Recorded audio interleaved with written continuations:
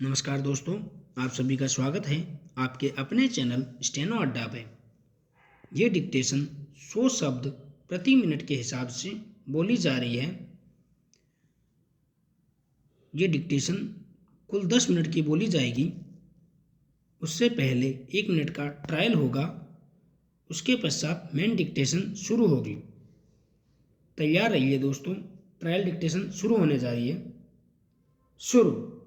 अध्यक्ष महोदय, गांधी जी ने सभी राजनीतिक कैदियों को सलाह दी थी कि उन्हें आदर्श कैदी के रूप में व्यवहार करना चाहिए, परंतु लेखक के विचार में वे स्वयं भी आदर्श कैदी नहीं थे।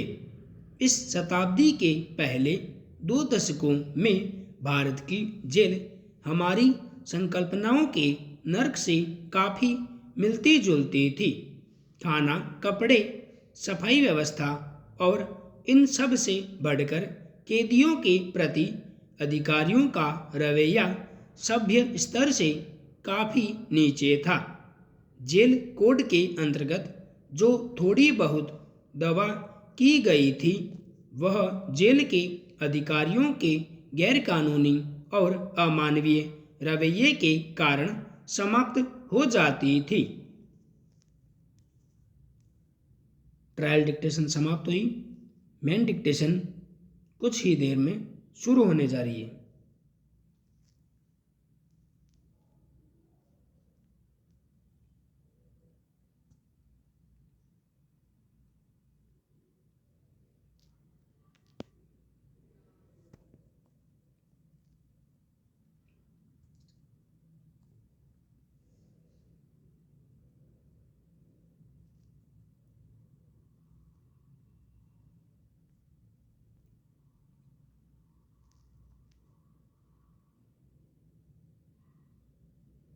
तैयार रहिए दोस्तों।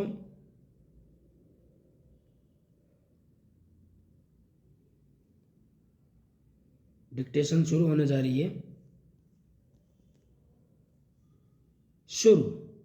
महोदय, पर्यावरण से तात्पर्य किसी एक व्यक्ति के परिवेश से नहीं, वरन व्यक्ति के, समाज के, राष्ट्र के और इस सारी पृथ्वी के ही परिवेश से है, जिसका प्रभाव व्यक्ति, समाज, राष्ट्र और सारे विश्व पर पड़ता है।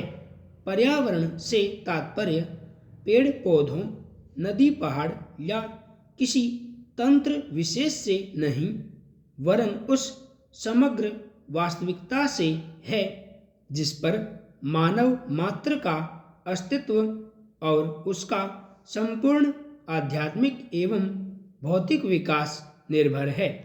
अस्तित्व केवल शारीरिक स्वास्थ्य ही नहीं, मानसिक भी। स्वस्थ शरीर में स्वस्थ मन ही अच्छे स्वास्थ्य की परिभाषा है। शारीरिक स्वास्थ्य हमारे आहार पर निर्भर है, जिसका स्रोत इस पृथ्वी का जल थल वायुमंडल है। मानसिक स्वास्थ्य भी प्रकारांतर से इन्हीं पर निर्भर है, क्योंकि जैसा खाए अन्न वैसा बने मन।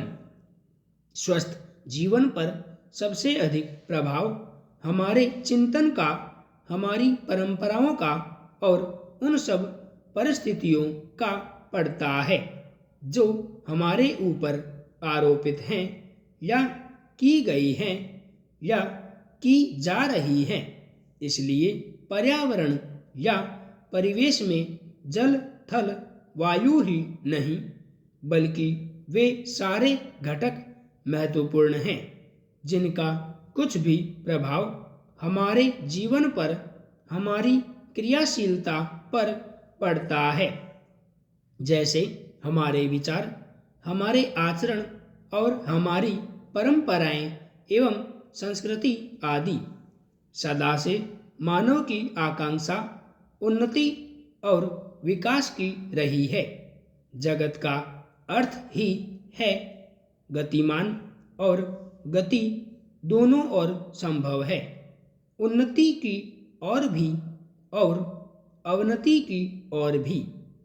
पहली को हम प्रगति कहते हैं, दूसरी को अगति, विगति, अधोगति या दुर्गति कह सकते हैं। वास्तव में मनुष्य ऐसा जटिल प्राणी है जिसमें अनेक विरोधाभासी और असंगत प्रतीत होने वाली प्रवृत्तियां और प्रतिक्रियाएं होती हैं। वह कानून और व्यवस्था की मांग करता है, किंतु चलचित्र, दूरदर्शन आदि में स्वतः भड़की हिंसा या खेलों में युक्तिपूर्वक की गई हिंसा अथवा अनीति से मंत्रमुग्ध भी हो जाता है। मनुष्य अपनी ही जाति या वर्ग के व्यक्तियों के प्रति प्राय बहुत अधिक प्रतिद्वंद्वी होता है, किंतु कोई बाहरी खतरा उपस्थित होने पर उनके प्रति हद से ज़्यादा सहयोगी बन जाता है। वह सड़कों पर या युद्धों में सामूहिक विनाश के प्रति उदासीन रहता है, किंतु किसी खान में फंसे हुए एक व्यक्ति या किसी कुएं में गिरे हुए एक बालक की रक्षा करने के लिए ढेरों साधन जुटा लेता है। कुछ विद्वान कहते हैं कि मनुष्य बंदर की संतान हो या न हो, किंतु उसमें खालिस बंदर की द्वैध प्रकृति प्राय ही होती है। उसमें शाकाहारी बंदरों की भांति वृक्षों में उछल कूद करने की प्रवृत्ति तो होती ही है, साथ ही ऐसे बंदरों की स्वाभाविक जिज्ञासा भी होती है जो अत्यंत संगठित गिरोहों में रहते हैं और भांति भांति का मांस खाने में मजा लेते हैं। मनुष्य की ऐसी परस्पर विरोधी इच्छा आकांक्षाओं से निपटना असंभव होता है, फिर भी किसी प्रकार का संतुलित माध्यम मार्ग अपनाना अनिवार्य होता है। यही बुद्धिमानी का रास्ता है। विद्वानों ने मानव की मूलभूत आवश्यकताओं को 5 स्तरों में रखा है महोदय, जो एक के बाद एक आते हैं। शारीरिक आवश्यकताएं यथा भोजन, कपड़ा, मकान और आराम जीवन की मौलिक आवश्यकताएं हैं। दूसरे स्तर पर आती हैं सुरक्षा और भविष्य के प्रति निश्चिंतता। इसके लिए मनुष्य भांति भांति की वस्तुओं का संग्रह करता है। फिर हैं सामाजिक आवश्यकताएं, जैसे अपने परिवार के भीतर और फिर बाहर के दूसरे लोगों से अच्छे संबंध बनाए रखने के लिए सामाजिक, आर्थिक, राजनीतिक और मनोरंजनात्मक संगठन बनाना। चौथे स्तर पर है अहम संबंधी आवश्यकताएं, जैसे आत्मसम्मान, आत्मविश्वास और आत्मतुष्टि आदि। आत्म परितोष अर्थात उन्नति, विकास और ख्याति प्राप्ति की क्षमताओं को साकार करना व्यक्ति की अंतिम और उच्चतम अपेक्षाएं हैं। इन आवश्यकताओं की पूर्ति के लिए मनुष्य अपने आसपास उपलब्ध पर्यावरण का दोहन करता है। जल, थल, वायु ही नहीं, पेड़ पौधों, पशु पक्षी, जीव जंतुओं तक का उपयोग करता है। सभी शक्तियों का, यहाँ तक कि सबल व्यक्ति अपने से निर्बल व्यक्तियों तक का दोहन करता है, जो शोषण की सीमा तक पहुंच जाता है। इसके लिए भांति भांति की तकनीकें खोजी और अपनाई जाती हैं। प्रौद्योगिकी ने मनुष्य को भांति भांति की आवश्यकता की वस्तुएं अभूतपूर्व प्रचुरता से देकर संतुष्ट किया है और आवश्यकता की सीमा रेखा भी खिसकाई है। विलासिता और सजावट की ऐसी सामग्री भी दी है जो अब बहुत कुछ आवश्यकताओं में गिनी जाने लगी है। स्वचल वाहन, दूरदर्शन, धुलाई मशीन, सफाई मशीन, सिलाई मशीन, स्टोव, चूल्हे, मिक्सी, फ्रिज आदि आदि अब बहुत से लोगों के लिए अनिवार्य आवश्यकता की कोटि में आ गई हैं। तकनीकी और औद्योगिकी से यह सब संभव हुआ है, किंतु एक ऐसा अल्प वर्ग भी है जिसके लिए विलासिता आवश्यकता की कोटि में आ चुकी है। विज्ञान की जन समुदाय के लिए तो मौलिक न्यूनतम आवश्यकताएं भी विलासिता ही बनी हुई है।